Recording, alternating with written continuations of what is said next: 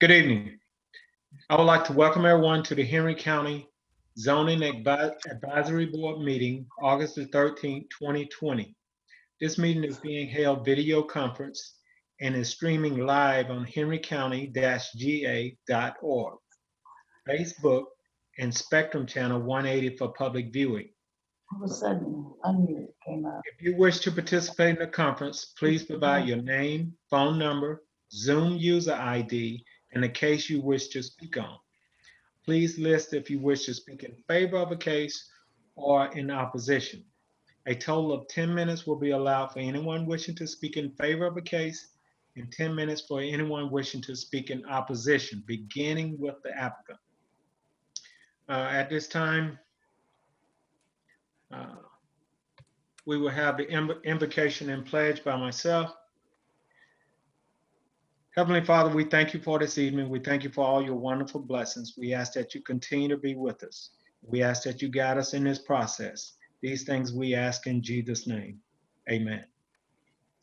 I pledge allegiance to the flag of the United States of America and to the republic for which it stands, one nation, under God, indivisible, with liberty and justice for all.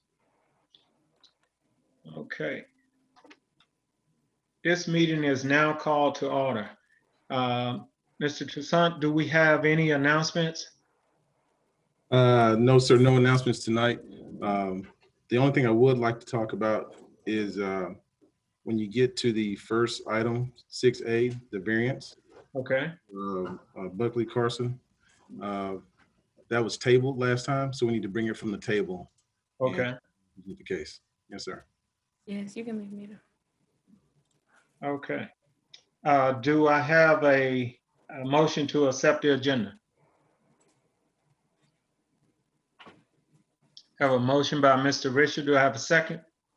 Second. Okay. We have a motion and a second. All in favor? Aye. Okay. Motion carries. Okay. Okay, well, I believe that there's no announcements. We'd like to move to the first case. And again, that meeting was tabled. We'd like to move forward with it.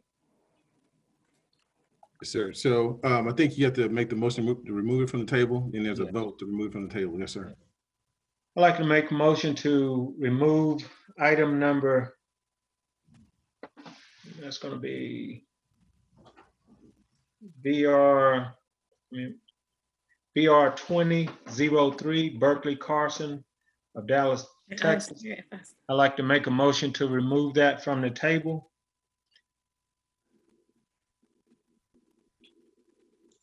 I'll second that. Okay, been motion and second. All in favor? Yes. 1, 2 votes.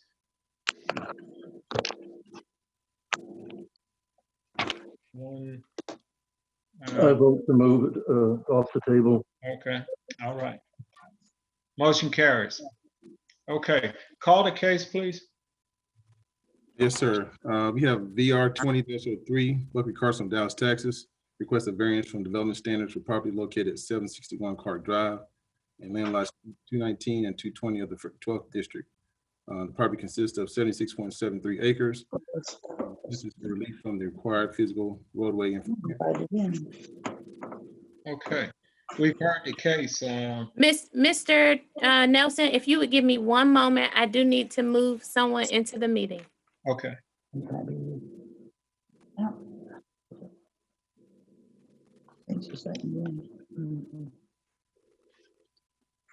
Are you letting Susan in? Delander, I'm here. I am not in this meeting yet. Susan, what name are you under? I don't know. It should just probably coming up as an iPhone right now. I can't get in to change it. I just used the link in an email. Okay, I'm letting in an iPhone. Okay. Tell me if you have access. Yeah. Yeah. They mute themselves. Let's see. I got you.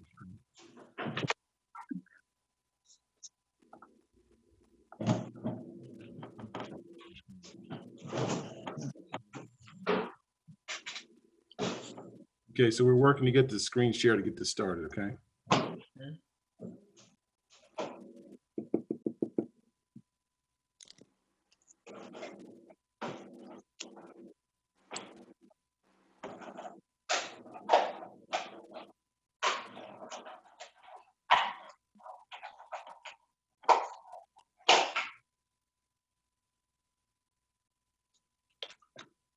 Okay, Toussaint, you should be able to share your screen now.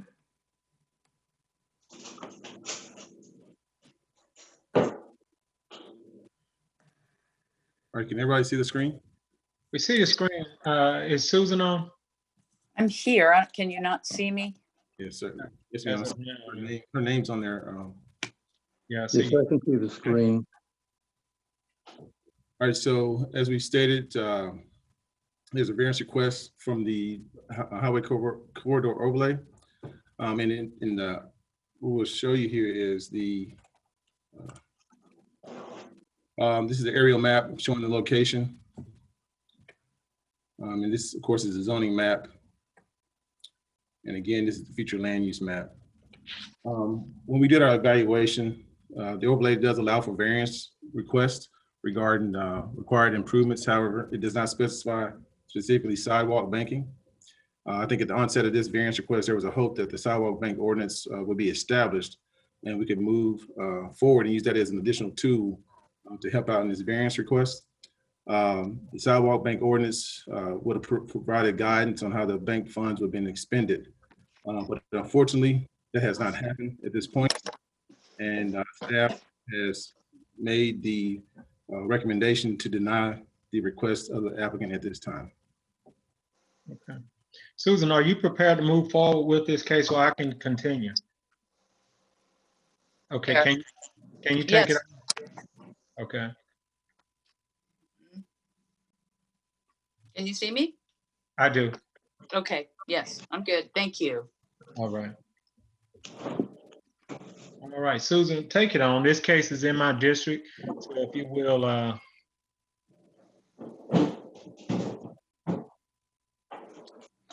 Reset for me. Where are we at? Yes, ma'am. So staff is recommending denial of the request based on there not being a official ordinance for a sidewalk bank. okay. Any questions for staff? I don't have any questions at this time. All right. Is the applicant here? He is. Well, then we'll ask the applicant to check in. If you would, please.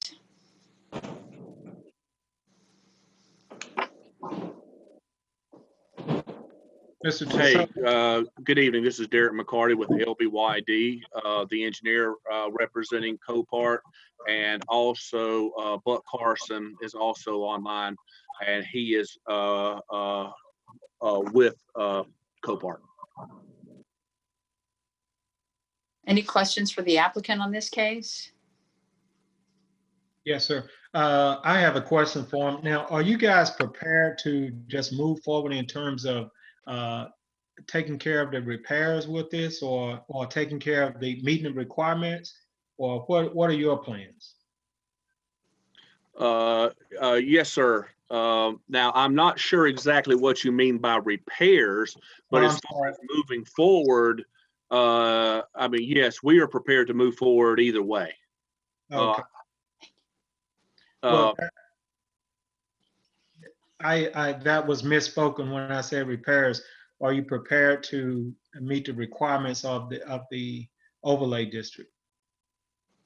Yes, sir. Yes, sir. Yeah, we do not deny the requirements of the overlay district. We just felt that the idea of banking the funds would be both advantageous to the city from a financial standpoint, but also advantageous to us just from a interruption of operations standpoint. But we do not disagree with any of the overlay district requirements. And so we are prepared to do what's right. on all this. Obviously, we understand that the recommendation for denial is based on the lack of an actual statute that allows for this. In our opinion, we would hope that this case might be an opportunity to establish such a banking system, but because of the time frame necessary to do that, we'd be hesitant to still continue to push for that. Obviously, we would like the request to be granted. I know it would be it's very challenging for you to justify going against the staff recommendations, but we feel that it is a still legitimate request, and that we would still like you to consider it. I know there's a lot of criteria you're looking at, and I think the idea of sidewalks in this area is a good thing. I still do contend that sidewalks on this section of Clark Drive do not provide a true benefit to the community, but we are prepared to put those in if that is the decision of the board.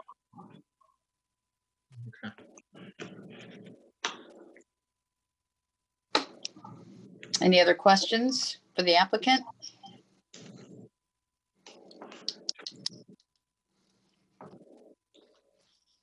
No, not on my part. Okay. I'm trying to remember, we had tabled this, correct? Yes. So this was initially approved and then staff is now recommending denial. Okay. It was, Mhm. At the onset of, initially, we thought we would have a sidewalk bank ordinance in place, and that didn't quite happen. So Okay, not in place, so therefore we have to come back and recommend denial of the request. I see. Okay. Any other questions for the applicant or staff? no. All right, if not, we'll move along. Are there any citizens that would like to speak out in opposition to this request? Any citizens? Do we have anyone that is signed up to speak Susan, I did not have anyone register to speak. for either in opposition or in support, correct? Correct. Okay. Delander, do you have any other questions for staff or the applicant? No, I do not. All right, then we'll call the case. VR 20-03 Buckley Carson, Dallas, Texas, requests a variance from development standards for the property located at 761 Clark Drive, and land lots 219 and 220 of the 12th district. Property consists of 76.73 acres, and the request is for the relief from the required physical roadway infrastructure improvements. Do I have a motion? Yes, I'd like to make a motion that we follow staff recommendation to deny this case. I'd like to second. All right, we have a motion and a second. All in favor to deny? Raise your hand.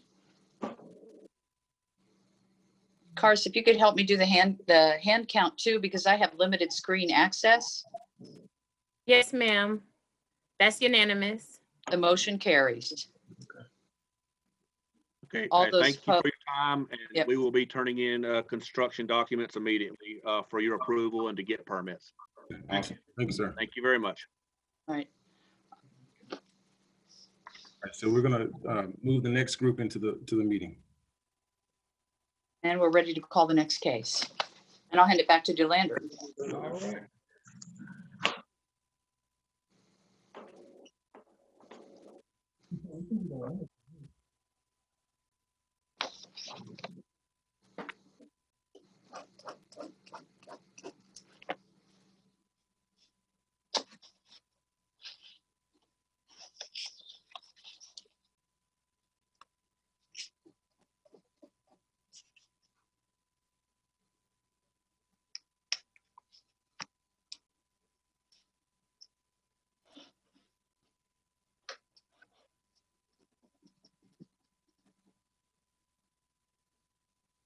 Okay, Car, so we have everybody in?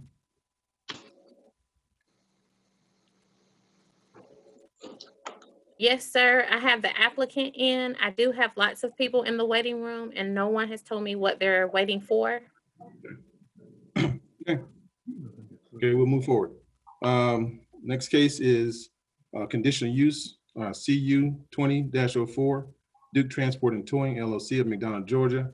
Request a conditional use for the property located at 930B Daily Mill Road in land lot 66 of the 7th District. The property consists of 26.6 acres, and the request is for a record service with storage area. Okay, we've heard the case. Does the board have any questions for staff? Okay, if not, call the applicant, bring the applicant in. Karis.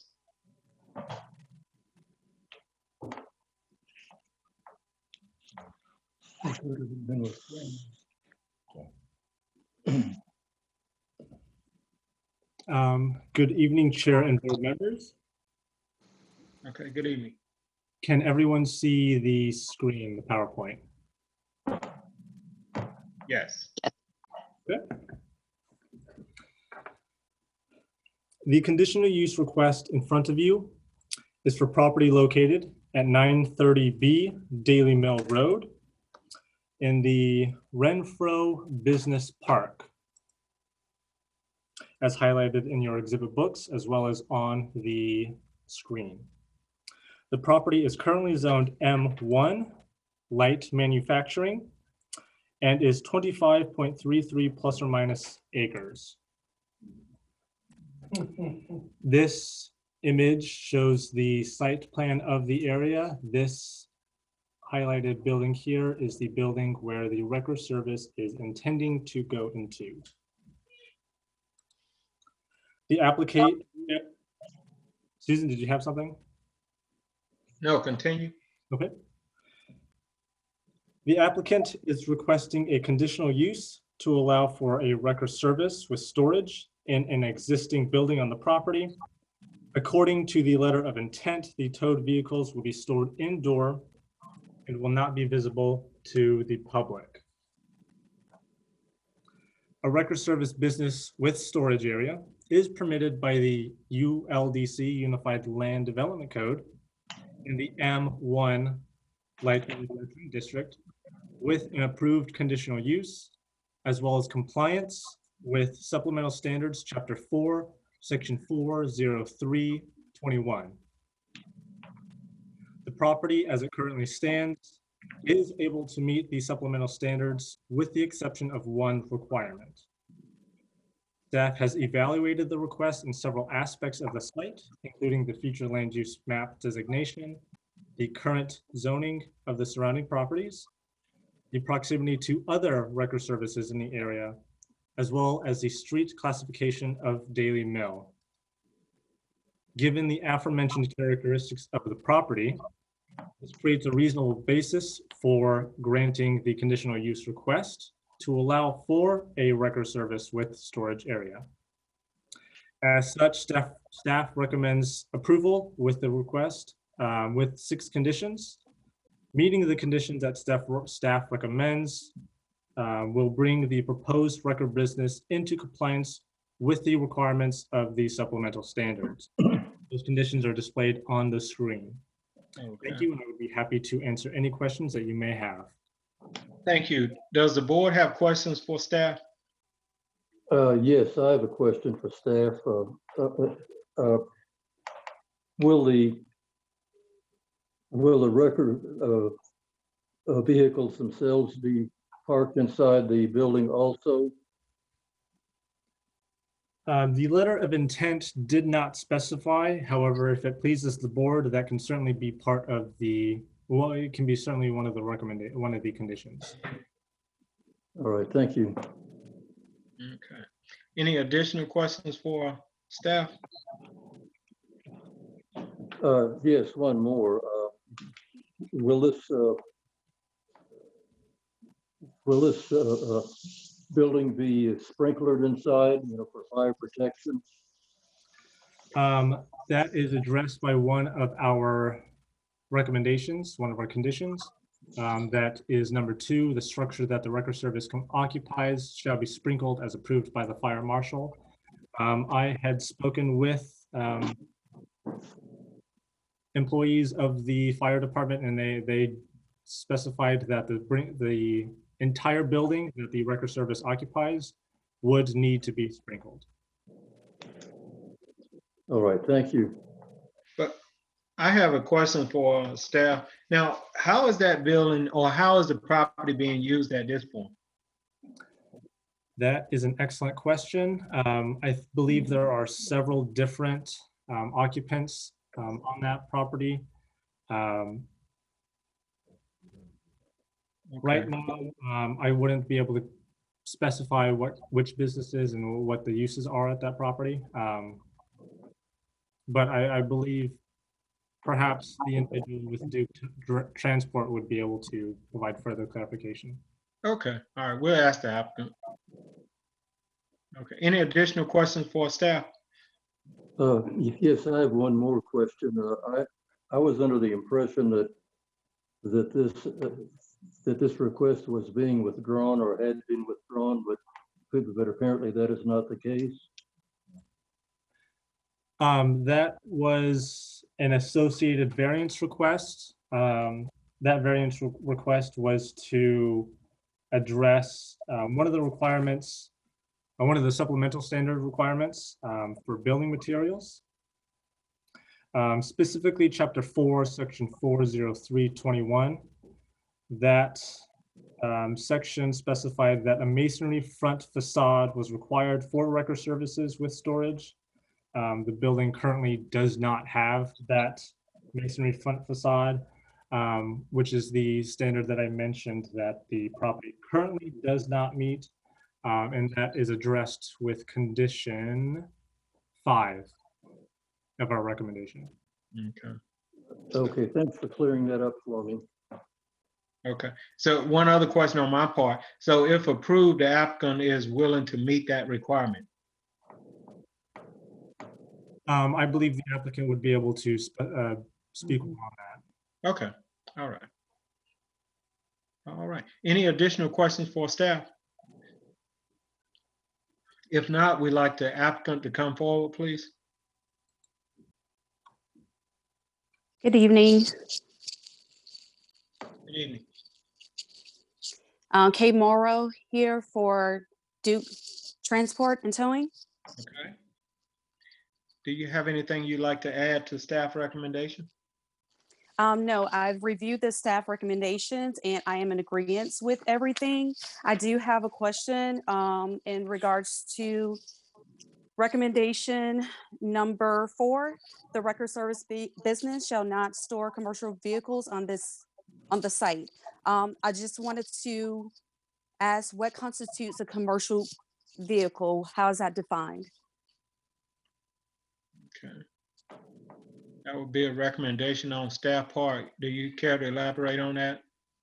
Yes, I believe commercial vehicles are defined as vehicles that are over 26,000 pounds. Okay. Okay. If there's no additional questions from the applicant, does the board have questions for Duke Transport?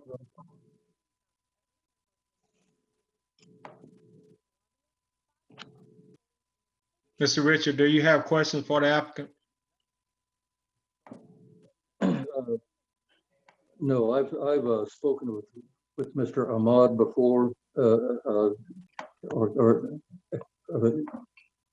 and I think he answered all the questions that I had about it. Okay. Well, back to the question that I asked, how is that property being used at this point? Currently it's just a warehouse space, and there's nothing there. It's not being utilized. We have to get we had to go through the process of getting the conditional use permit first prior to doing any business outside of it, Okay. the building. So it's just an open warehouse space right now. Okay. All right. Any other members have any questions for the applicant? Yes, I have one more question for staff or the applicant. I believe that there's only one roll-up door for that building. Is that enough to satisfy the fire department for any kind of emergency access or fires? As far as, will that roll-up door allow for a fire vehicle to enter the entire premises? Or just, are we able to, open that door and allow for individuals to come in? Could you? I clarify think that? we should open it for access for emergency purposes. Yes, that door is operable. It does work. So yes. I do know that as part of the business license procedure, fire and building will inspect the building. And that issue, if it's an issue, would come up during that inspection process. Okay. Well, I have one additional question. Now, how will the building itself be used?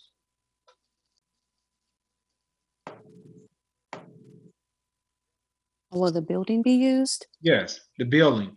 What do you guys, do you plan to store stuff in the building or? Yes, as far as the vehicle, so we were told that we would need to apply for this particular conditional use permit because we were planning to temporarily store vehicles inside of the property. And then those vehicles will be taken out and transported to other locations.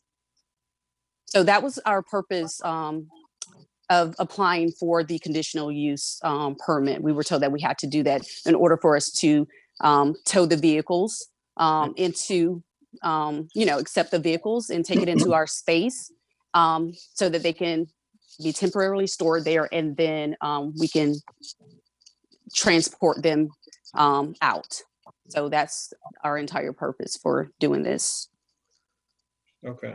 And to I hope provide that answers. clarification, according to the letter of intent, the building would include office space with restrooms and reception area. Yes. And as per the ULDC, to establish a record service with storage area in the M1 zoning district, that does require that improved conditional use. Yes. Okay. Yeah. Okay. I was under the interpretation that, well, that's fine. Does the board have any additional questions for the applicant?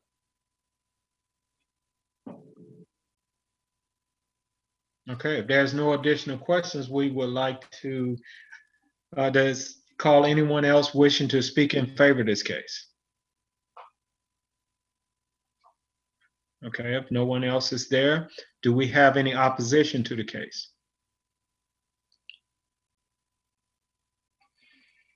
Karis, do you know if anyone is waiting to come in? Chairman Nelson, I do have several people waiting in the waiting room. I'm going to poll the waiting room as soon as we're done with this case. No one has signed up ahead of time for this case. Okay, all right. All right, well, if no one is coming forward, we would like to, any additional questions for the applicant or staff? Anyone? If not, we would like to call the case, please.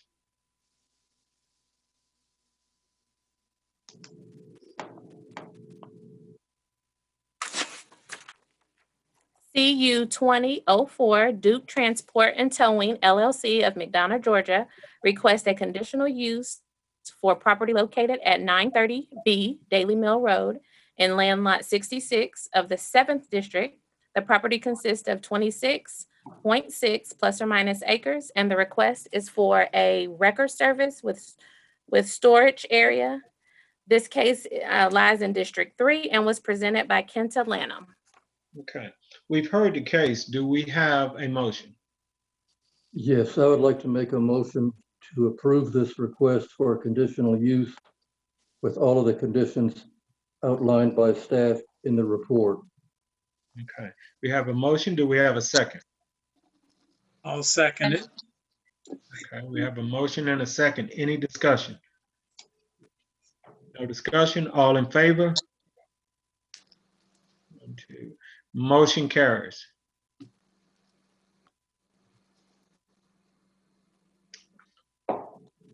Karis, do you need time for the next case?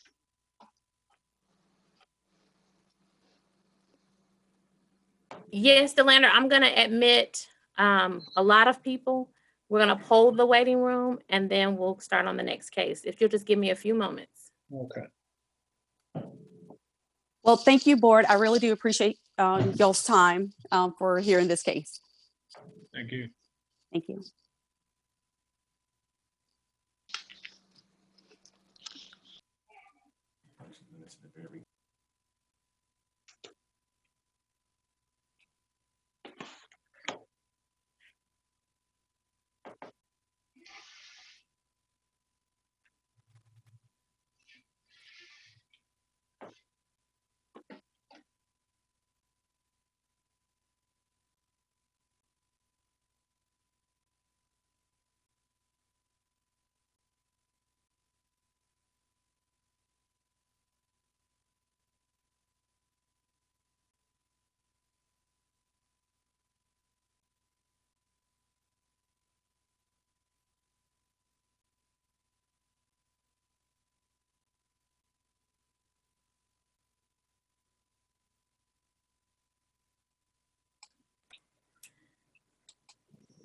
Good evening, everyone. I just need to poll the people that are waiting. If you can tell me what case you're waiting for.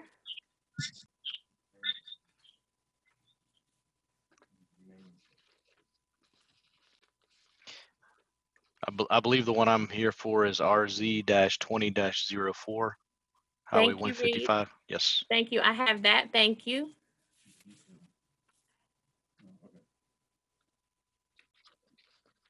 This is Steve Moore. You know what I'm here for, right?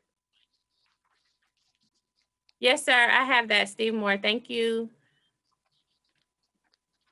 Mary Cobbs.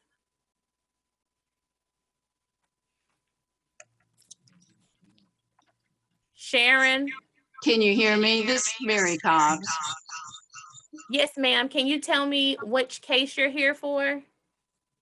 Yes, I'm for the rezoning on State Route 155. Thank you, ma'am. I'm going to put you all back in the waiting room until the case is called, and then I'll bring you back into the meeting. Thank you. There's a Shannon here. Hey, can you hear me? This is Greg Nobles. I'm not sure if I'm connected correctly. Yes, sir. I can hear you. Okay, great. Well, I'm here for the comp AM 20-02. Thank you. Thank you. I have a mic on the screen. This is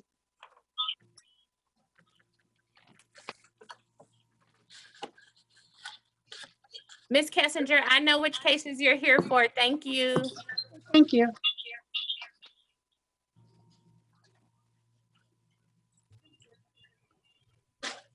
This is Mike Gresham. Can you hear me?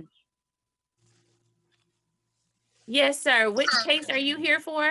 I'm here for the rezoning at the corner of Simpson Mill and Highway 20.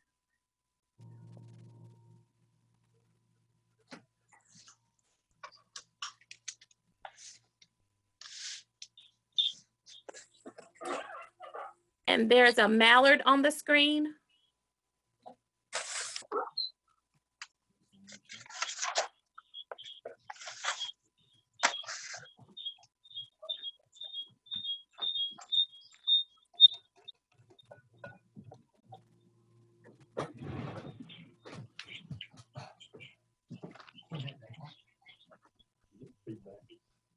Is this going to take them out of the?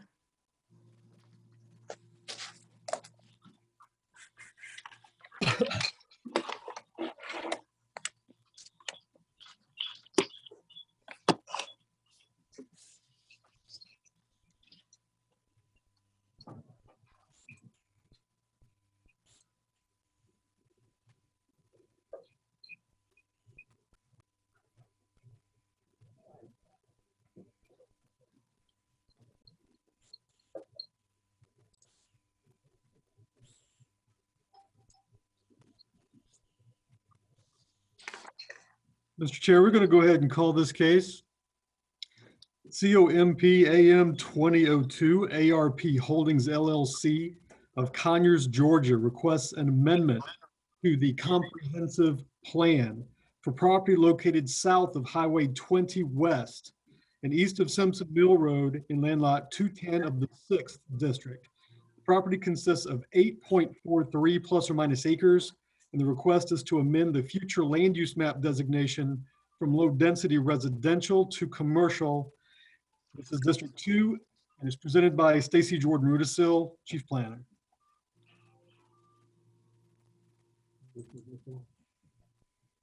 Mr. Chair, I'm going to go ahead and share my screen.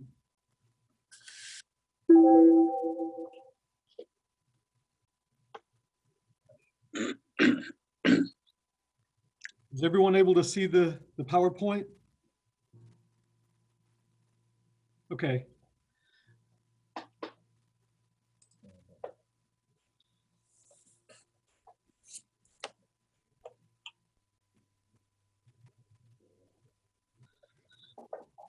This property consists of 8.43 acres out of a larger parcel that was rezoned previously to both C1 and OI, office institutional. This subject property is located in the vicinity of other property as well, namely C2 property to the north, but perhaps more importantly, it backs up to the Simpson Mill subdivision to the east and to the south. The subject of this hearing is the future land use map, which indicates a low density residential land use designation for the subject property. Staff has noted that this low density residential designation does not support the current zoning, which again is OI, office institutional, that's indicated in the blue color. The applicant's rezoning site plan is illustrated, but I'd like to state at this point that the next hearing is regarding the rezoning request that's associated with this comprehensive plan request. Staff's evaluation considered the character of the area as it's currently zoned, which again has a mixture of C1, C2, and office institutional rezoning districts in the immediate vicinity of the subject property. Staff does recommend approval of the applicant's request to amend the future land use map designation from low density residential, which neither supports the current zoning of the subject property or the requested zoning of the subject property, to commercial. And Mr. Chair, I'd be pleased to answer questions.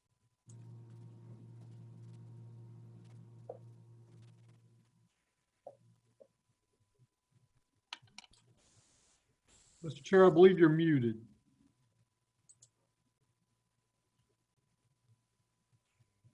Does the board have questions for staff? Oh, I probably do here.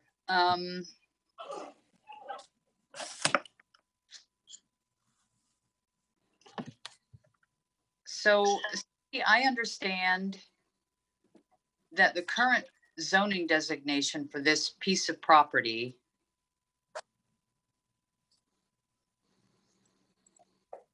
doesn't line up with the future land use development map, correct? Yes, ma'am.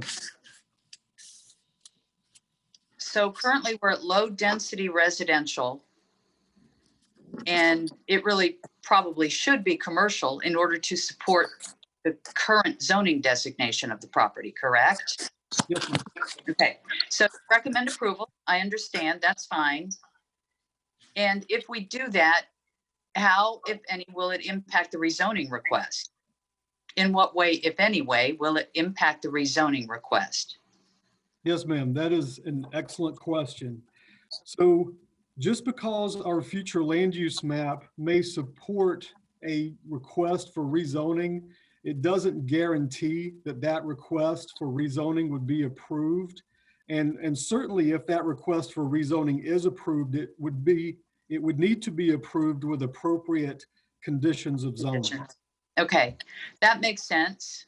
And I appreciate you explaining that. Yeah. Because it would be easy to be confused there or get mixed up. Okay, I don't have any other questions right now. Thank you. okay, thank you. Any additional questions for staff? I do. As far as the property adjacent to it that is zone office, and there's another commercial piece right on the corner, would those, in approving this future land use map, would it just be for what they're trying to rezone, or would it be that whole corner? Yes, sir. If the subject property for this hearing and also for the rezoning request is only the area that's indicated on the screen. So if you can see my pointer, this area that's to the north of the high tension wires between the high tension easement and the highway, that's shown with this conceptual site plan, that is the only area that has been requested for the county to take action upon. So the rest of this parcel will remain with its current land use map designation, and also it will remain with its current zoning. Okay. Now, Stacy, you spoke in terms of the future land use. What does the future land use actually call for? Yes, sir. The future land use map at this time calls for low density residential. And in effect, it communicates the county's policy for future development in this area. But if this is the way that the county really wishes to go, this would be a typical subdivision. And so the request has to be looked at in that light. Is this more appropriate in its current zoning, or is it more appropriate for, or rather to be rezoned for a subdivision in this area with such frontage on the highway and so forth? Okay. All right. Does anyone else have questions for staff? Okay. If not, we'd like the applicant to come forward, please. I'm here. Okay, please state your name and address for the record and anything else you would like to add to the case. I'm Greg Nobles, address 1401 Highway 20 West, McDonough, Georgia, 30253. I'm here on behalf of ARP Holding LLC to represent this property. We wanted to present this for the comp plan amendment so that we could make the property more usable in its present location. This property's been sitting idle for many years since it was rezoned to O&I by a church use over a decade ago. Most of the requests we've had out there are more commercial in nature, and we've not had any O&I requests for the tract of land in the times we've been marketing it. So we were trying to get it a little more where it would be usable for, rather than just being a vacant tract. Okay. Does the board have questions for the applicant?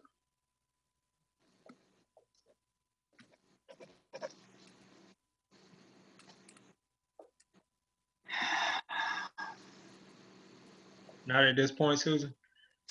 Well, I mean, I do, but it really probably ties in more to the rezoning. I would just like to know what the intended use for the property will be. And try to be specific. Ms. King, right now, we don't have a specific use in mind. We're trying to get it more so we could market it to the retail community. Mainly what would work out there is some type of retail neighborhood shopping center. That would be the intended use that we're going after. But as it is right now, we don't have anybody definitely on the property. We're just trying to get it where it can be marketable for that particular use. Okay. And we know there's conditions under the zoning for in specific uses that we could accommodate the uses that are in that particular district. And I believe we're also in the Bruce Smith overlay district there that applies as well. So we do have those things to consider. Okay, some safeguards there. All right. And I'm guessing we probably would go more into that when it comes to the rezoning request, Stacy? Yes, That'd be ma'am. correct? Yes, ma'am. This is the broader brush here. Okay, thank you. All right, thank you. Uh-huh. Any additional questions for the applicant? Okay, Mr. Richard? I believe Mr. Richard is muted. Can you unmute him, Mr. Toussaint?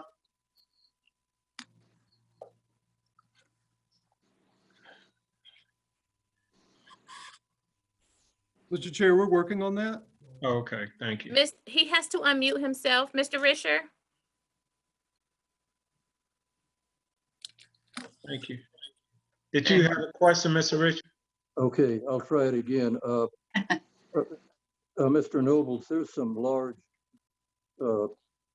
power lines that run through this property, which probably has a negative effect, but is the plan to move those power lines, poles, and would it be put underground or where it might be more aesthetic, for the area? Have you thought about that? Mr. Risher, how are you? We have looked at those overhead power lines. Unfortunately, they can't be put underground. They're too large to go underground. It is we met with the power company, had them come out and look at a proposal. And so basically out of their meetings and out of their research, it's not economical to move them and they can't be put underground. But as far as their location, we felt like it would act as a buffer, between the subdivision and the commercial area in the front. So there won't be any commercial use behind the overhead power lines. Okay, is that area something that could be further landscaped or say for an additional buffer for the neighborhood? My understanding of reading the buffer requirements are we really can't put any improvements under the power line easement. And so it has to stay like it is. I think buffers can be put along the edge of that, but you can't put anything that will grow up under the power line. Right, I understand that. I was speaking about the edge of the power line easement, to the back property line. The back property line, once there's development back there, I would think it would make sense to have some kind of buffer perhaps along that back, those uses to keep those uses from the neighborhood, whatever is normally appropriate for that. But as far as the power line behind the commercial area, there will probably be a fence or something that the developer may want to install there, but I'm just not sure. We're not that far along. But it's just for all purposes, their regulations from the power company are you can't put anything under that power line. Okay, thank you. Thank you. Okay. Any additional questions for the applicant? Okay. If not, Karis, do you know if there is anyone else wishing to speak in favor of this?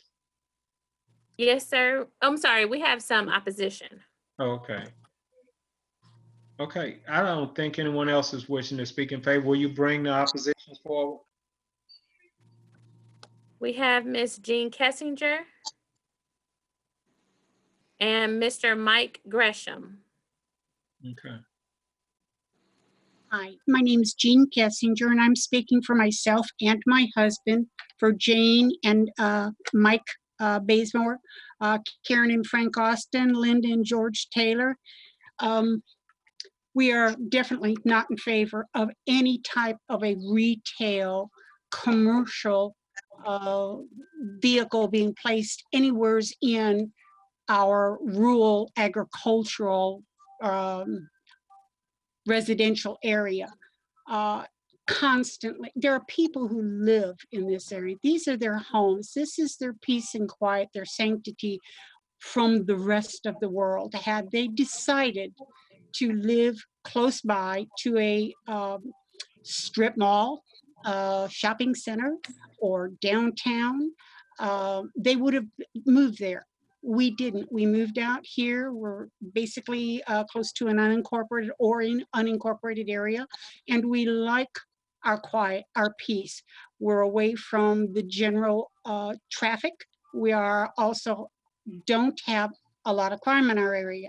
Now, when you bring retail, commercial into an area, you're asking for crime to increase. I'm sorry, we're just not going there.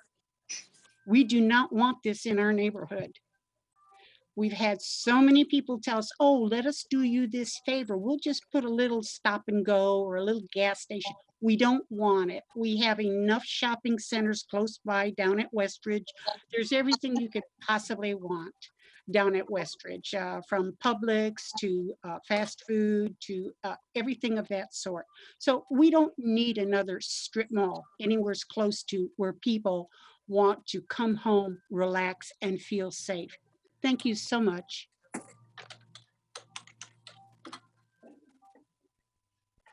Okay. Anyone else wishing to speak in opposition?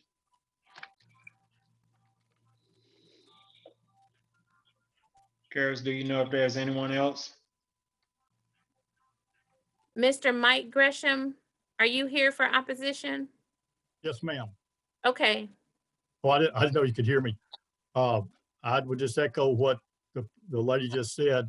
The thing that concerns me is what they're planning to put there in C1 is defined as low intensity. But I noticed that they have 350 plus or minus spaces marked off to park cars, and Highway 20 is already, bad enough at rush hours it is. And typically people are going to be showing up there around rush hour and be trying to get back out on the expressway, on the highway, which is going to create additional problems. Yeah, that's pretty much what I have to say. Thank you. Okay. Anyone else wishing to speak in opposition? sir, I believe that's it. Okay. Okay, if no one else is, does the board have additional questions for the applicant or staff?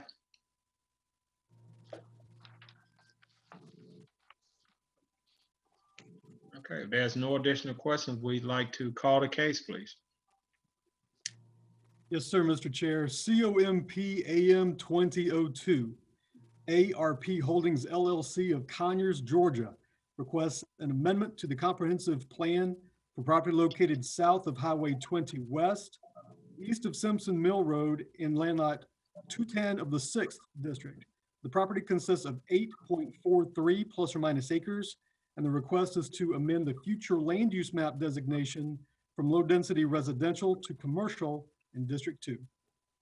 Okay, we've heard the case. Do we have a motion? I would like to make a motion. I would ask for a bit of discussion. If I do make a motion to approve this and agree with staff recommendation, with the understanding that this piece of property is still going to be bound by the zoning designation. And I just want to clarify that that in fact is correct, Stacy? Yes, ma'am. All right, then I will make a motion to agree with staff recommendation to approve COMP AM 2002. Okay, we have a motion. Do we have a second? Second. Okay, I have a motion and a second by Mr. Richard. Any discussion? Okay, all in favor? 2, I have 3. Motion carries. Okay. All right, will you call in? Do you need more time to call the next case, Karis? And Mr. Chair, while we're waiting, just for the record, if you wouldn't mind, would you mind calling for opposition? Yes, that's no problem. Yes, going back, Did we have any opposition? Okay, we had a vote of 3-1. Thank you, Mr. Chair. Okay.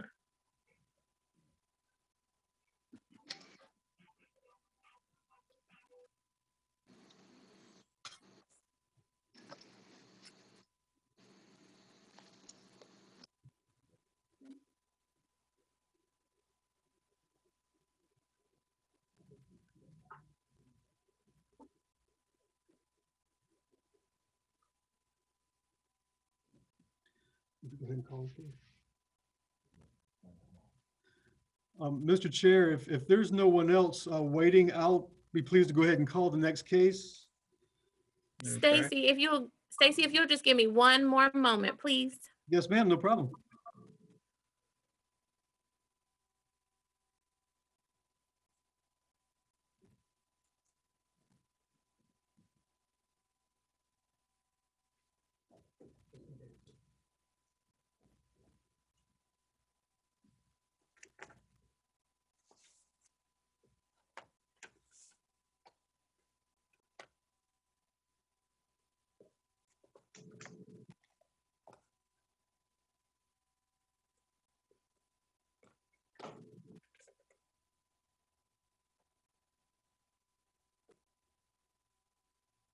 Okay, Stacy, you can proceed. Thank you very much. Under rezoning, RZ 2003, ARP Holdings LLC of Conyers, Georgia, requests a rezoning from OI, Office Institutional, to C2, General Commercial, for property located south of Highway 20 West, east of Simpson Mill Road in land lot 210 of the 6th District.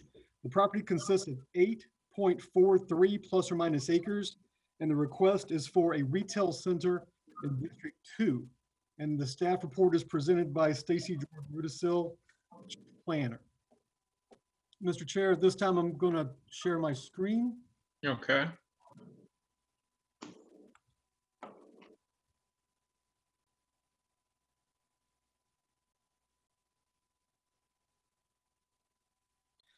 Mr. Chair, this is the same subject property that we were evaluating before. We're familiar with the location of this subject property. The Zoning Advisory Board has recommended a change in our future land use map to indicate commercial. But I would like to spend a small moment on this conceptual site plan and just to remind the Zoning Advisory Board that the current zoning of the subject property is office institutional. So this is already a non-residential piece of property. Also, if you can see my pointer, it's moving along the high tension wire power line easement that was mentioned before. And the reason I want to bring this up is that the subject property ends at this easement. And so to the south of this easement, there is additional property that is zoned OI that will remain zoned OI because it's not part of our subject property. So our subject property does not abut the residential property to the south. However, our subject property does indeed abut the residential property to the east. And so the eastern property line of our subject property is where our buffers will be required and so forth. Staff has evaluated the applicant's request, and we've evaluated the applicant's request based upon the proposal for future commercial.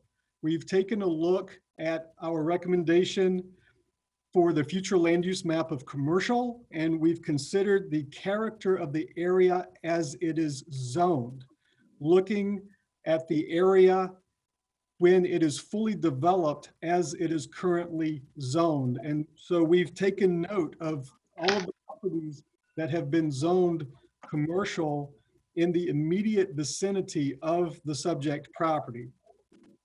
Our recommendation is that the Zoning Advisory Board deny the C2, the general commercial, because the properties to the west of the subject property are already zoned C1. And so it's more in keeping with the character of the area as it's zoned for this 8.43 acres to be zoned C1 instead of C2. We've noted that this property does abut the single-family residential subdivision to the east, and it makes more sense for a lower intensity development, which is typical of C1 to be developed instead of C2 right next to this subdivision. And we're recommending approval with the two conditions that are shown in your exhibits and also on the screen. And I'd like to note at this time that these two conditions are the most applicable conditions from the current zoning of the subject property, and we thought it was good and proper to continue those over for this rezoning. And Mr. Chair, I'd be pleased to answer questions. Okay, thank you, Stacy. Does the board have questions for staff? I think, Susan, you're muted. I do, thank you. Thank you. Let's talk about the differences between the C1 and the C2. Under the C1, what conceivably would be able to go into that retail shopping property? Yes, ma'am. So there are very many uses that are allowed in the C1. And just quickly, I'd like to state that Henry County has C1, C2, and C3. And the uses go up in intensity as you go up between 1 and 2 and 3. So our recommendation for C1 is for a neighborhood commercial as opposed to a general commercial. C3, which is not our subject, is a highway commercial. So in the C1, you could have a grocery store, you could have a convenience store, you could have very many uses that serve neighborhoods. Whereas in the C2, we're looking at more durable consumer goods that would attract consumers from other places in the county, whereas C1 is intended more to be a neighborhood service. And we think that's more appropriate for this subject property. Okay, I appreciate you explaining that. So let's pick a couple off. A Dollar General store, where would that fall under? Or dollar store? Yes, ma'am. So as a use, the small box discount retailers are a type of consumer good. And so it's typically permitted in the C1 zoning district. And of course, as a low intensity use, it would also be permitted in C2 and C3. However, I would also like to state at this time that there were supplemental standards that were adopted by the Board of Commissioners just this spring, which establishes distance requirements between the dollar stores of 5 miles. And so this subject property is within 5 miles of the closest dollar store. So I'd just like to state for the record that according to our Unified Land Development Code, a dollar store would not be permitted on the subject property, even if it is zoned commercial. All right, thank you for answering that. That's helpful. A tattoo shop. Yes, the tattoo shop would be allowed in the C1. A vape shop. Yes, ma'am. We would consider that to be a type of consumer good. Just like tobacco is sold in the grocery store, this would be allowed in C1. Okay. Any type of massage parlor, quote, spa? So we would consider that to be in the same category as fitness clubs and gyms. And so if I recall correctly, that would be allowed in the C1, but these sorts of uses are regulated by our code.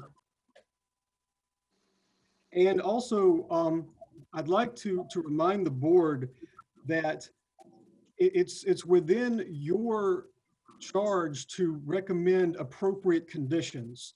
So if there are certain uses that are not appropriate for this subject property, please make that a part of your motion, and those uses can be prohibited. Well, that's helpful. Thank you. Okay. That definitely is helpful. I'm just trying to think if there's any other type of business that would be considered less desirable that I could call off. But knowing that it can be eliminated through a condition alleviates me of having to sit here and think too long. So I appreciate that. I'll let someone else ask a question if they've got it. Okay. Does anyone else have any questions for staff? Okay. If not, we'd like to ask the applicant to come forward. This is Greg Nobles. Can you hear me? Yes. Greg, Okay, thanks. I wasn't sure. State your name and address for the record again, please. Greg Nobles, 1401 Highway 20 West, McDonough, Georgia, 30253. All right. You have anything additional you'd like to add to this case? Yeah, I heard the concerns regarding limiting some of the uses. Some of those we would be okay with eliminating. I don't know if those are things we'd want to be marketing toward those businesses or not, but the C1 uses I think would be something we could work with if they feel C2 is not appropriate. But that would be something that we could work with. Okay. I couldn't, I was having trouble logging in for some reason. I got kicked out of the last meeting. I heard tattoo parlor was mentioned. What were the other concerns? Vape shop, Dollar General store, any type of massage parlor or spa. I believe that the Dollar Generals are prohibited from the new ordinance that was passed recently. I think we're in the distance limitation on that one. Right. Massage parlor and spa are sort of different things. I mean, there are some physical therapy clinics and things like that do massage. So I'd want to be careful on how we limit the word massage because, there's a lot of physical therapy places that do those services, but it's not a negative impact on the area. I'll be blunt, it's not a 24/7 massage parlor. Right. So I don't know how else to say that. That's fine. A chiropractor might have a therapist on staff, a chiropractic office, or as you mentioned, Right. some sort of therapy. So, all right, Yeah, well, okay, I'm sorry, go ahead. I'm sorry, Ms. King. Day spa is another one that would be a little different category than I think the negative use. So I just want to make sure we could specify the good uses and not have the bad ones.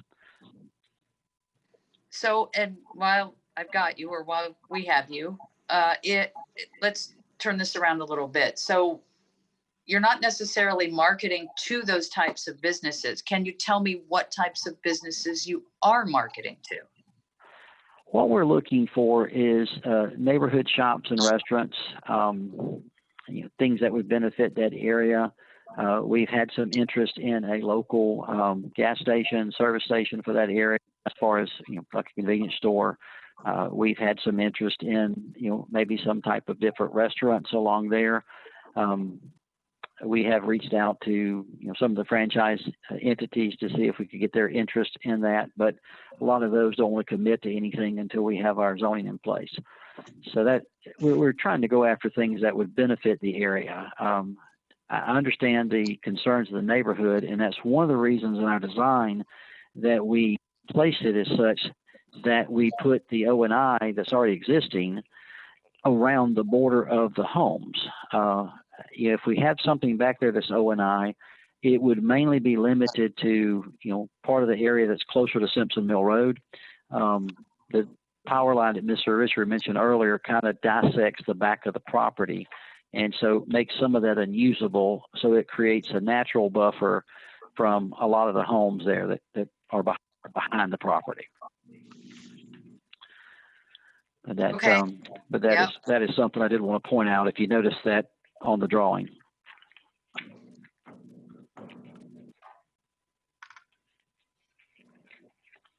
But see, it shows up as dotted lines on the drawing, And then it shows the, as it hits about, I guess, 2/3 away in the property, it goes across. So that's a lot of section where it's a small triangular area. A lot of that area won't really be impacting or backing up to the homes. We put the stormwater pond on the eastern side of the property on this conceptual drawing, as again to create another buffer from the home, so there wouldn't be any businesses or things that close to the property line. So we tried to do that intentionally to try to benefit the neighbors. Okay. All right. Is any further questions, or anyone else would have questions for the applicant? I think probably the only other concern when I heard gas station might be an issue. I know it's a natural progression. I get that. But that might tend to attract a lot of maybe unnecessary or unwanted traffic in general, foot and vehicle. I mean, I'm just talking. I'm just throwing that out there. That might be an issue. Okay. That's all. I don't have any further questions. That's just my thought. Okay. Anyone else? Okay. If not, I think we have a little time for anyone else wishing to speak in favor of this case. Sir, I don't think we have anyone in favor of the case, but we do have someone wanting to speak in opposition. Okay. Carrie, can they hear me?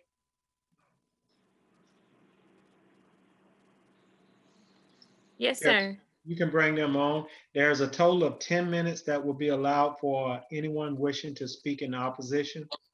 And that includes the total of 10 minutes. So you all share in that 10 minutes. Ms. Kessinger?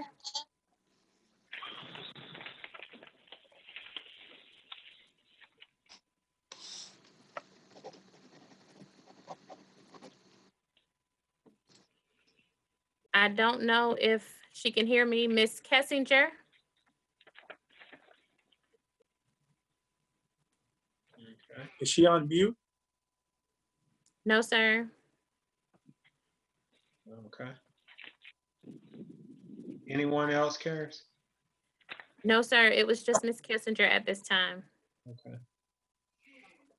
Can you reach her? We'd like for her to voice her concerns.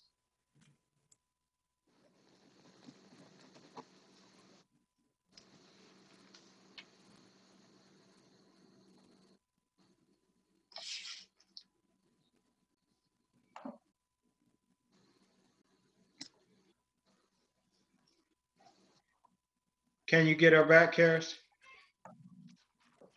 I'm trying, sir. Okay, thank you.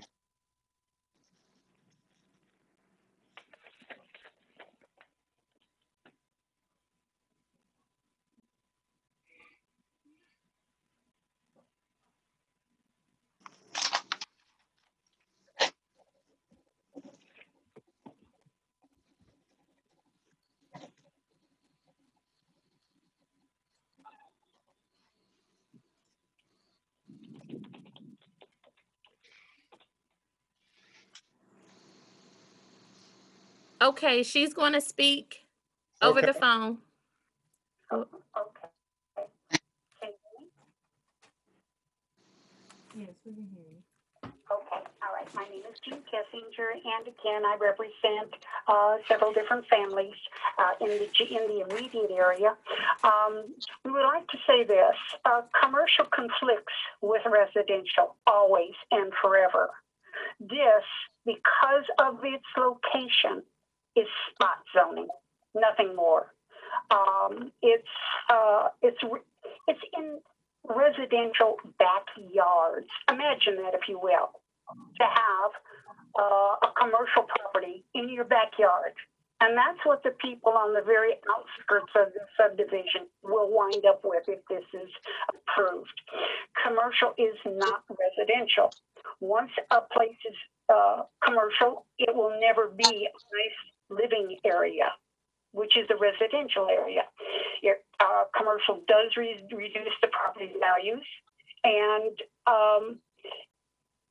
people who have just purchased new homes in that subdivision shouldn't have to deal with that.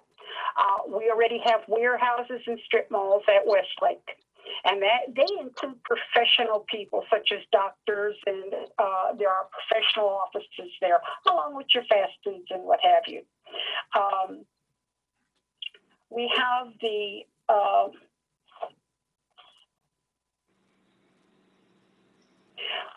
we have residential on both sides of Highway 20. And we also have the shopping centers on both sides of Highway 20, less than a mile away. There is no need for this. I understand why it is spot zoning, because people want to get their money out of it. Somebody paid too much money in advance, as was seen by the tax records, and it went downhill once the recession set in, and now everybody wants to pick it back up and put anything in there. But we live here, and we don't want it. I appreciate your time this evening. Thank you so much. Thank you. Carries, do we have anyone else wishing to speak in opposition?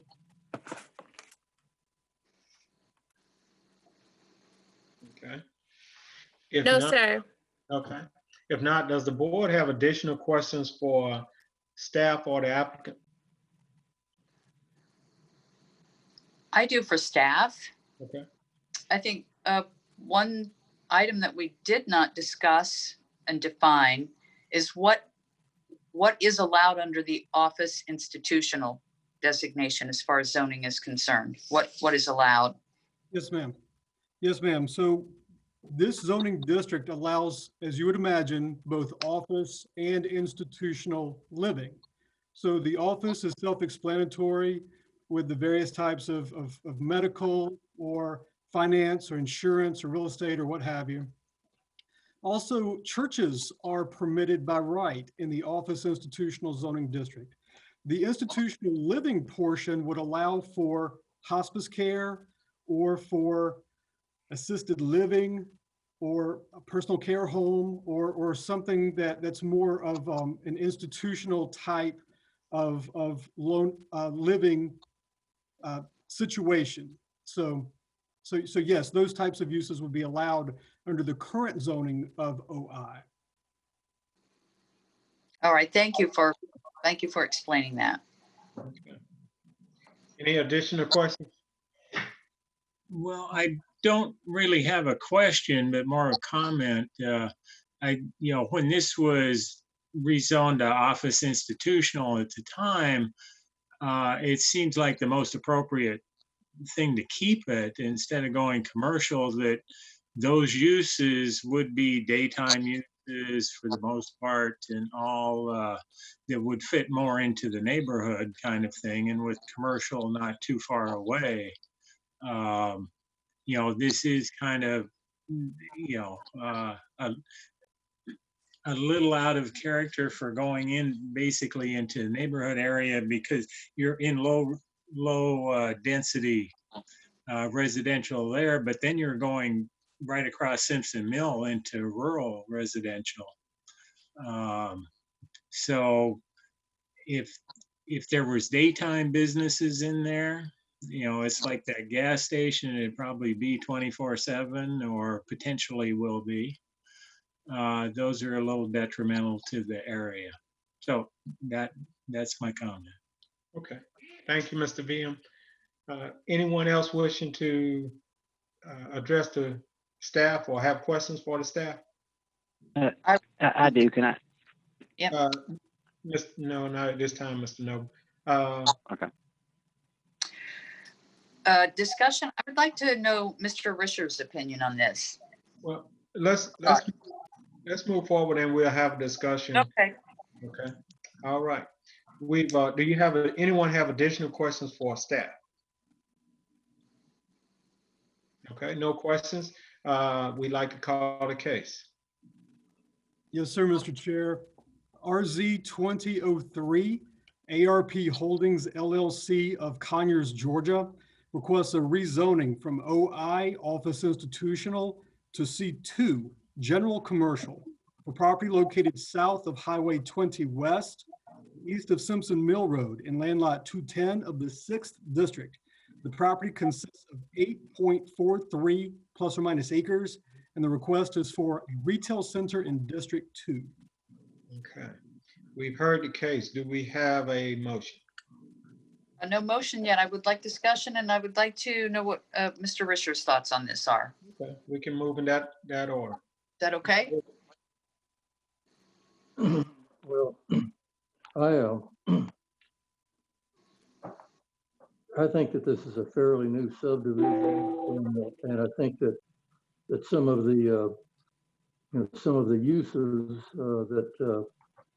that are available in O&I would fit better from the standpoint of the neighborhood than would say C2 or even maybe some of the uses in C1.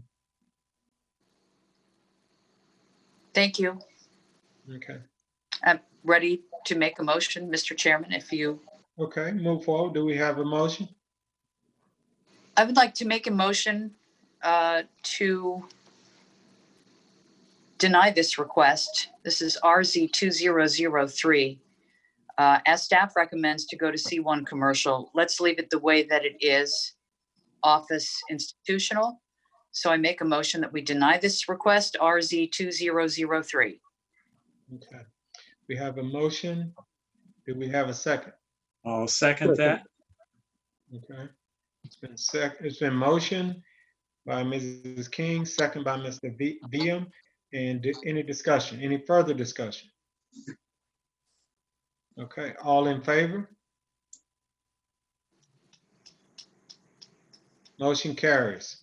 Unanimous. Thank you. Okay. Call the next case, please.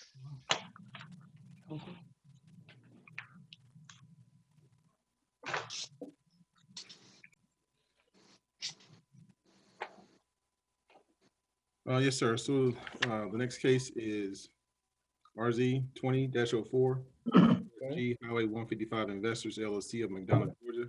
Request rezoning from RA Residential Agriculture and R3 Single Family Residence to RS Residential Suburban for properties located west of Highway 155 North and north of Town Square Drive and land lot 91 and 102 of the 7th District. The properties consist of 70.24 acres, and the request is for a mixed single-family residential and townhouse development, presented by Kent Delanton. Okay.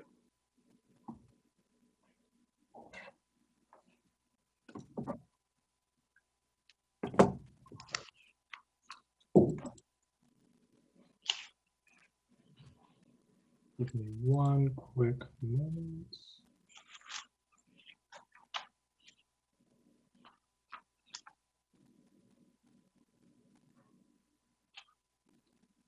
Can everyone see the PowerPoint? Yes. Yes. Yes. Okay. Good evening, Chair and board members, once more. The rezoning request in front of you is for property located west of Highway 155 North and north of Town Square Drive, as highlighted in your exhibit books, as well as on the screen presented.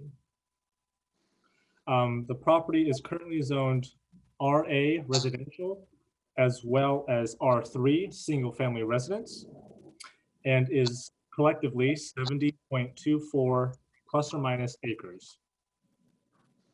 The future land use designation for this property is medium density residential, which allows for up to 6 dwelling units per acre net. The applicant is requesting the property to be rezoned to RS, residential suburban, to be developed as a single family residential and cottage and townhome development. The applicant is proposing 107 single family homes and 91 senior cottages and townhomes, totaling 198 units. The proposed density is 5.85 dwelling units per acre net and is supported by the future land use designation. Once more, that designation is mixed use and allows for up to 6 dwelling units per acre net. The senior cottage townhome portion of the development will be gated as indicated by their site plan. And the development will have access via Highway 155 and Monarch Drive of the Huntington Ridge subdivision that is within the city of McDonough. That Monarch Drive is right here where my cursor is. Access to the development via Monarch Drive will be gated and will be emergency access only, once more as indicated by their site plan. The property is within the Highway Corridor Overlay District and thus would need to meet those standards. Staff has evaluated the request and several aspects of the site, including the future land use map designation, the current zoning of the surrounding properties, the properties and characteristics of some of the surrounding neighborhoods, the availability of sewer as described in the water letter provided by the city of McDonough, as well as the street classification of Highway 155 North. Given the aforementioned characteristics of the property, this creates reasonable basis for granting the rezoning request from RA and R3 to RS. As such, staff recommends approval of the request with the 10 conditions shown on the screen. Thank you so much, and I would be happy to answer any questions that you may have. Okay, thank you. Does the board have questions for staff?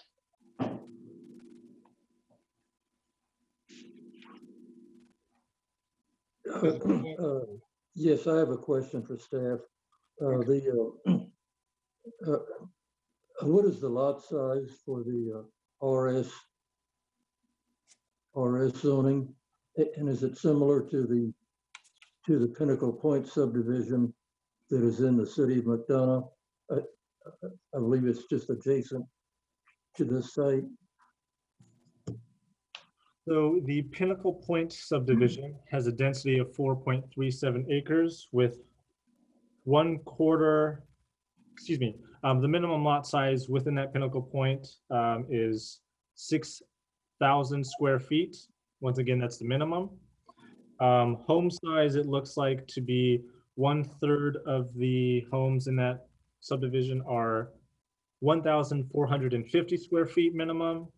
1/3 is 1,600 square feet minimum, and 1/3 is 1,800 square feet minimum.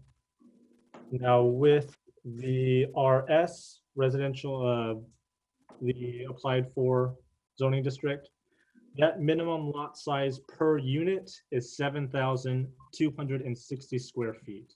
So the minimum under RS is greater than the minimum listed under Pinnacle Point. Once again, that minimum for Pinnacle Point was 6,000.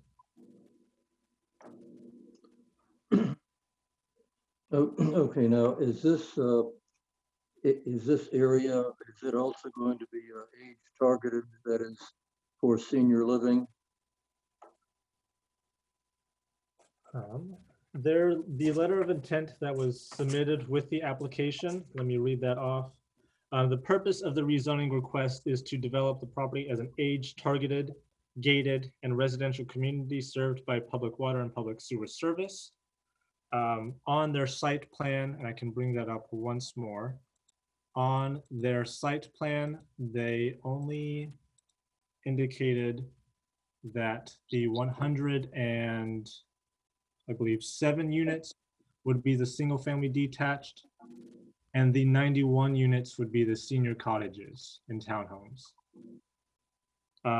For further clarification, the applicant, I'm sure, can provide that information. Okay, we'll see what they have to say then. Thank you very much. All right. Any additional questions for staff? Okay, I have one question, and that question is, you're saying the future land use currently provides for 6 units per acre, and the applicant with their request would be at 5.8 units per acre? That is correct. Okay. All right, thank you. Any additional questions for staff? Okay. If not, we'd like the applicant to come forward. Please be advised that you have 10 minutes to present the case, and that includes 10 minutes with anyone wishing to speak in favor of your case. Okay, good evening. My name is Steve Moore with Moore-Bass Consulting, 1350 Keys Ferry Court, McDonough, Georgia, representing the Reservoir Group in this rezoning request tonight. I trust everyone can see my screen okay.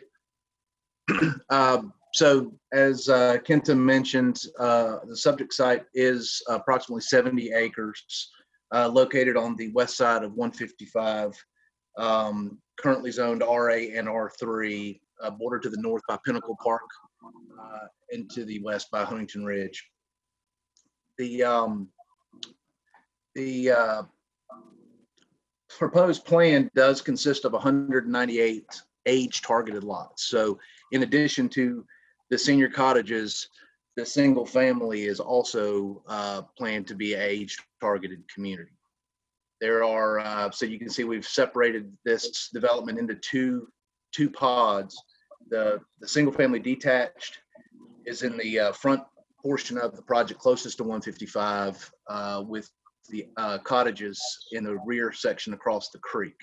But again, all of the units are proposed under the RS zoning to be age targeted units. For access, we're proposing 2 accesses to Georgia Highway 155, one that would align with Ben Horton Drive here, and one to the north end of the property. Both of those entrances would be gated, as will the whole community. And we have already reached out to Georgia Department of Transportation and gotten approvals on the tentative approvals on the site distance for those 2 locations. Those entrances would be heavily landscaped, hardscape, and there is a 3rd access that was mentioned earlier that is strictly for emergency access. There's an existing stub out that was built with this cul-de-sac right here that actually stubs out at the property. Our intent is just to connect to that, gate it, secure it, lock it with a Knox box style lock that the fire department could use in the event of an emergency. We've initiated landscape architects to start the concept designs for the entrance. This is what they've come up with for a representative example of that entrance. As you can see, heavy landscape, heavy hardscape, have a very nice view from Highway 155. So as I mentioned, the entire subdivision is age targeted. The single family detached portion contains 107 lots. These lots will be compatible for seniors, both with the subdivision layout, the subdivision construction, flat yards, low grades on the property. The property is very conducive for this type of development. And then the senior cottages would be in the rear portion, as I mentioned earlier. And we've actually broken the layout for that pod into 2 types of units. There will be some 3-unit buildings, and then there's a section over here that is going to be between 6 and 8 units per building. But again, the layout, the design of the buildings, the architecture are all conducive for senior living. We have a central amenity center that is proposed. Let me go back. Well, this is a section. This is some architectural renderings of the cottage units themselves. As you can see, it's a very unique architecture, very modern, but very classic architecture. And again, with the width of the units and the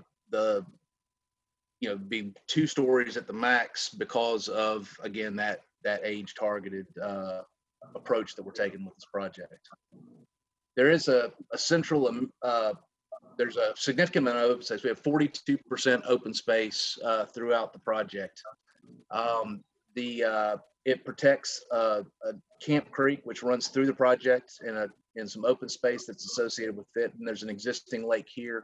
All of that is contained within the open space. In addition, we've proposed a 30-foot buffer around the perimeter of the property. It's 30-foot minimum buffer. It's a little wider here and obviously here, but it is a 30-foot minimum buffer proposed around the perimeter of the property. And all of this open space is very conducive for passive recreation type uses. So we think that's a good play. We've tied an amenity center in at this that will tie in with that open space area. And again, the amenities will be oriented towards senior uses. There'll be lawn gaming that may consist of bocce ball, those types of uses. Mail kiosk obviously would be there, a community fire pit, grilling area, dog park, and community gardens. And we intend on, in addition to that one area, we'll have some others scattered throughout the project, just to make sure everyone has convenient and easy access to those uses. The property is, as Kenta mentioned, designated as medium density residential on the future land use map. 6 units per acre is the allowable density, and we are proposing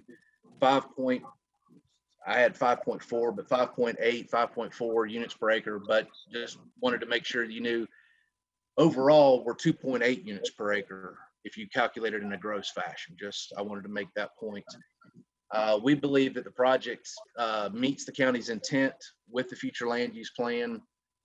We believe that it's going to serve and provide a benefit for an underserved market for seniors, to keep people from having to drive to Spalding County, to some of those markets. We think it's the right location and the right use for the property.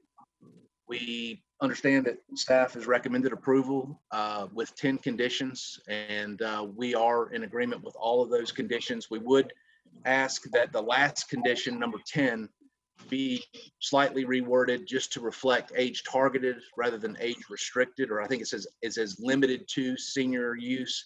We would just ask that maybe be targeted to senior use, and there's some reasons for that. That has to do with some FHA rules, but this is we believe is a more appropriate definition for this project. So with that, I'll leave my time available for any questions that you might have. Okay. And I'll stop sharing my screen. Okay, thank you. Anyone have questions for the applicant? Yes, I have a question for Steve. Let's see, first of all, could you show us on your site plan where the security fencing would be, the decorative type, fences? Would there be one, for the cottages, and then one at the, front entrance off of 155? Are you seeing the site plan now? Yes. Okay. Let me escape out of this full screen so I can maybe draw. So the intent would be to fence this section right here along Huntington Ridge with a 6-foot high metal. What we had discussed was a black vinyl coated chain link fence, recognizing that sometimes the wooden privacy fences deteriorate over time and fall down, but we felt like that was definitely a place that we would want to secure with fencing. Okay.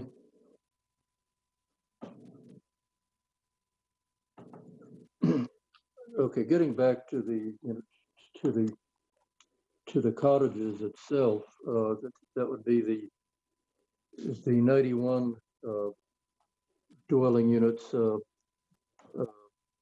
What would be the ownership structure? Would some of these be rental apartments, or would they be something like a condominium type development? Yes, sir. The intent is for those to be fee simple condominiums. They would be, we've done a couple of these recently, but yes, the ownership setup would allow the ability for each individual owner of the unit to purchase the four walls that essentially makes up their unit, with the rest of the property being set up as common area ownership. They would be, and I probably failed to mention this earlier, the single family lots, the detached lots would all be maintenance free. All the yards would be maintenance free. All the open space would be maintained by the homeowner association.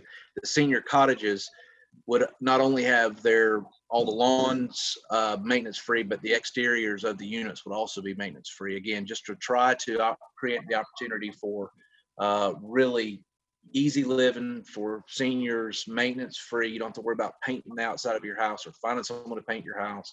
It maintains the harmony of the community. The buildings they all look the same as far as the quality on the outside, and felt like that was a really positive attribute for that type of project. Okay, and has the Camp Creek's floodplain, is it, surveyed? Do we know what the elevations? Yes, sir. It is. It's a studied stream. It's been accepted by FEMA. Okay. All right. So the elevations for potential upstream, flooding, through this area, it's pretty well known what that's going to be. Yes, sir. It's been studied for the future development as well as the existing when they studied it in 2016. Okay. Okay, that's all I have for now. Okay. Anyone else have additional questions for the applicant? Okay. I did. Just, I guess, describe what age targeted and how that's controlled, and that, especially if somebody's reselling a house and those kind of issues. So age targeted creates more flexibility for a broader use or a broader range of seniors. There are some challenges when you have age restricted that has to do with concerns over a grandparent who might live there who takes custody of their grandchild for whatever reason, and they're forced to not to have to leave this community, or they can't have their grandchild. So all of the marketing, all of the design, all of the restrictive covenants that will be placed on this project will be to basically monitor and control the population that comes in here. It's just going to be not as formal as an age restricted community that might be, that might not have that flexibility. But all of the architecture, again, would be oriented towards seniors. All the marketing would be towards seniors. The builders that come in here will be builders who know how to build senior products. All of the bathrooms will be constructed to ADA, to meet ADA requirements for seniors. And so it creates just a little bit looser, I guess, interpretation of who could actually live here, but with the focus and the emphasis being on 55 and older. And so whoever's purchasing the property needs to be in that targeted range. But if can they rent the house out at some point, or are there covenants built in there? We have not drafted the covenants yet, but I would imagine that that's something that the applicant could certainly consider to restrict, the ability to set them up as rentals, but that is not the intent right now. Right, and it's more, if they do go and rent, could they rent to somebody that's 30? Are the things that might come up. I understand. And again, I think that would be controlled through the covenants and restrictions, and there will be strict covenants and restrictions that I would suppose would restrict that type of rental opportunity. Okay, I don't know if that might be written in as a condition or something, but all right, thank you. Anyone else? Mr. Moore, that was one of my questions. Now you're speaking in terms of the HOA. You have not drafted those as of this point? No, sir. They've not been finalized. There may be a draft, but typically I don't know that they have those at the time of zoning, but we could certainly look into those details and make those changes or make those inclusions as those are drafted to reflect those items. Right. And the reason I asked that, based on the density, what would prevent, or would you be opposed to anyone drafting this up, whereas you prevent any type of rental units?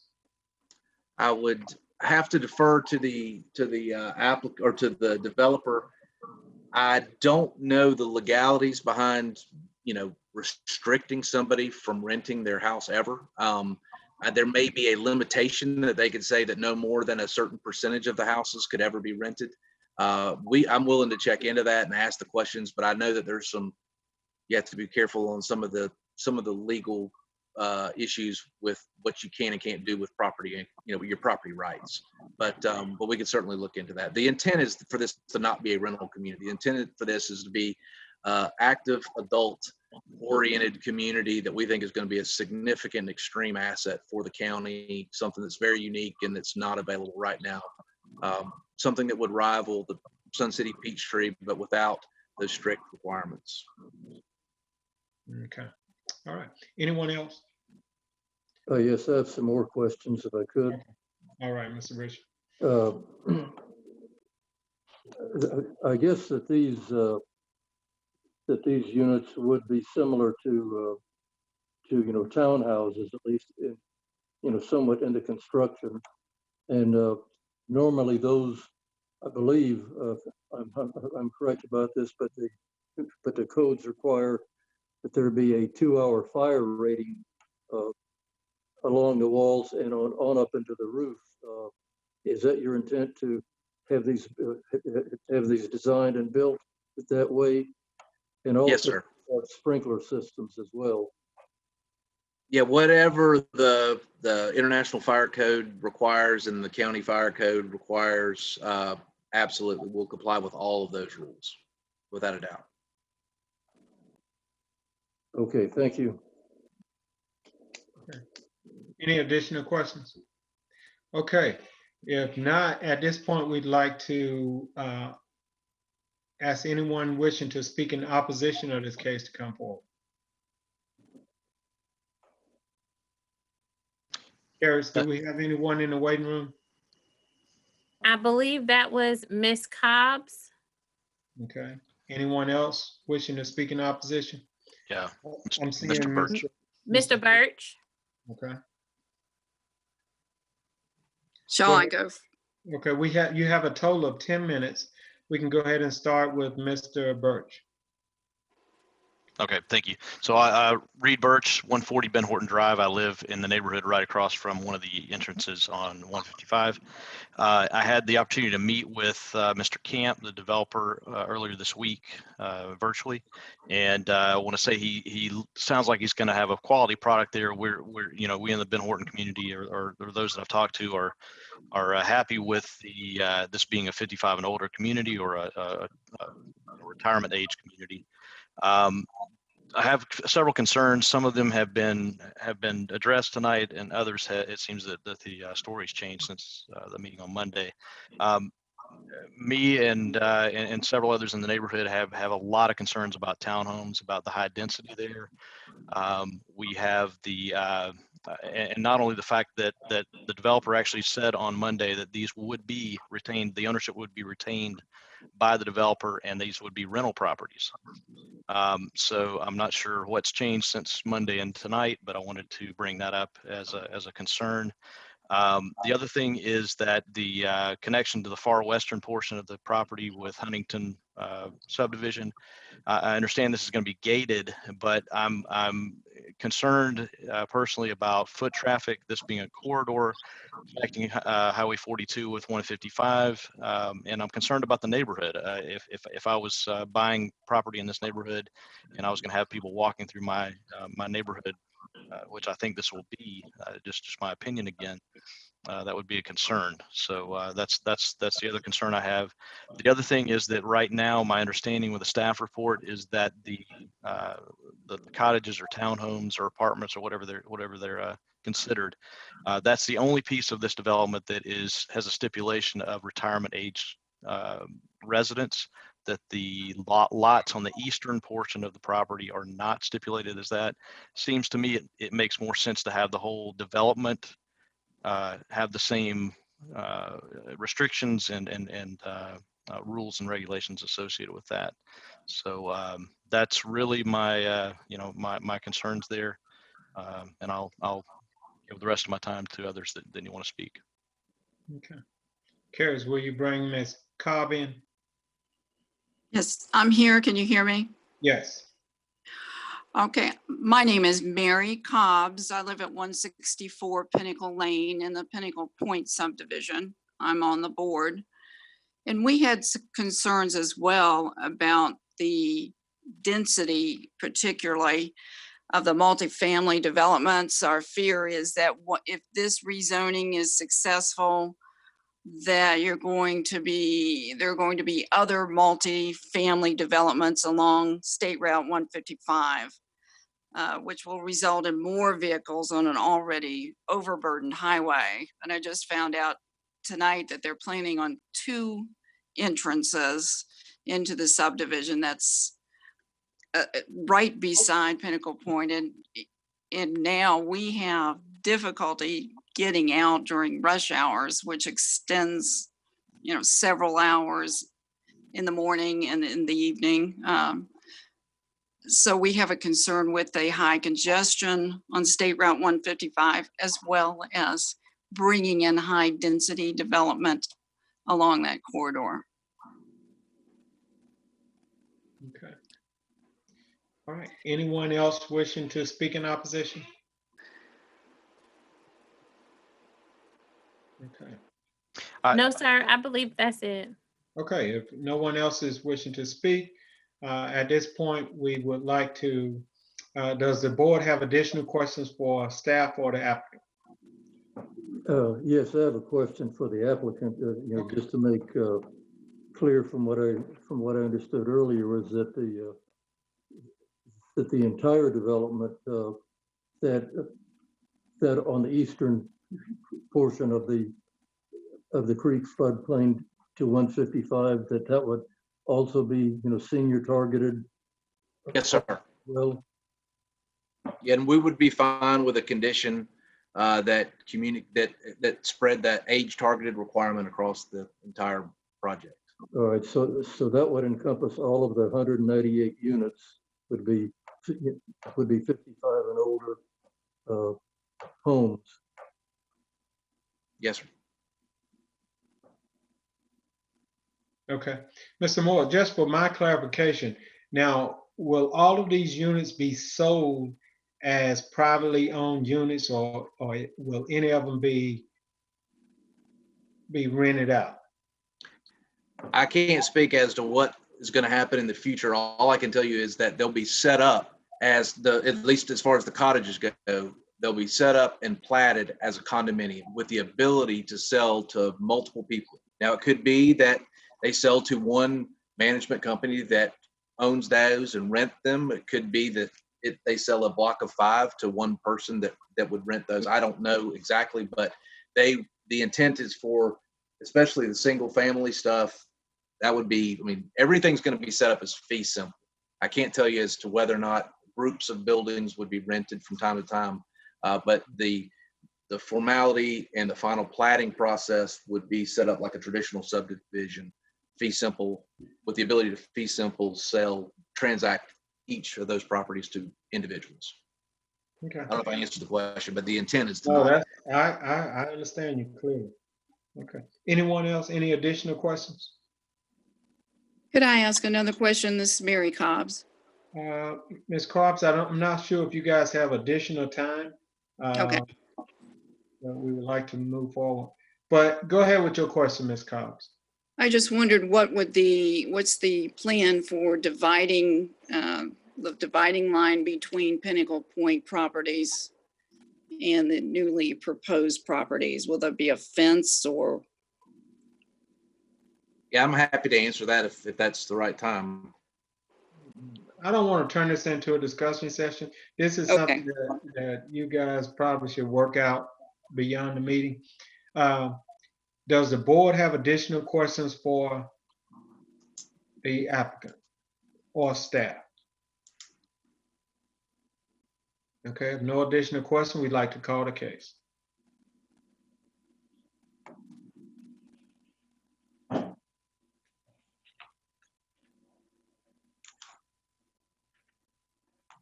Okay.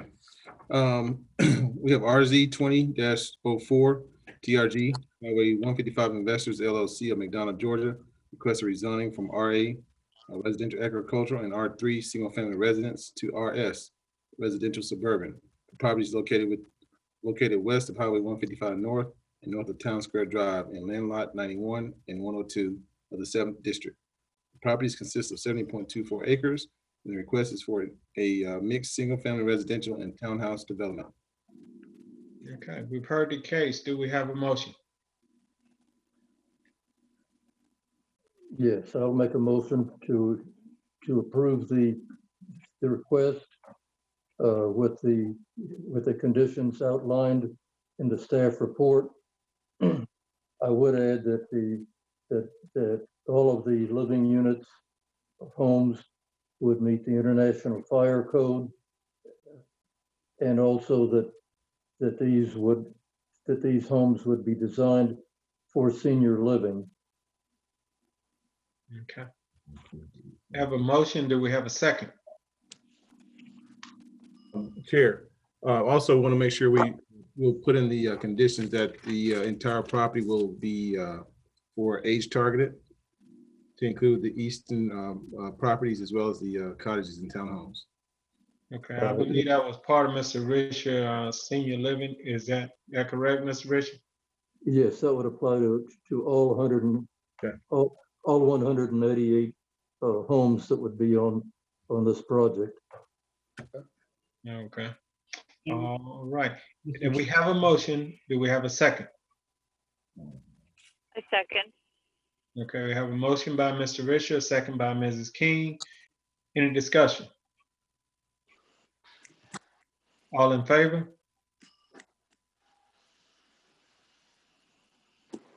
Okay, motion carries unanimous. Thank you. All right. Thank you. All right. Carries, I believe that concludes our cases. Am I correct? Yes, sir. Okay. Do I have a motion to adjourn? So moved. Okay, this meeting is adjourned. Thanks. Have a great day. Be safe. Good evening. All right. Bye-bye.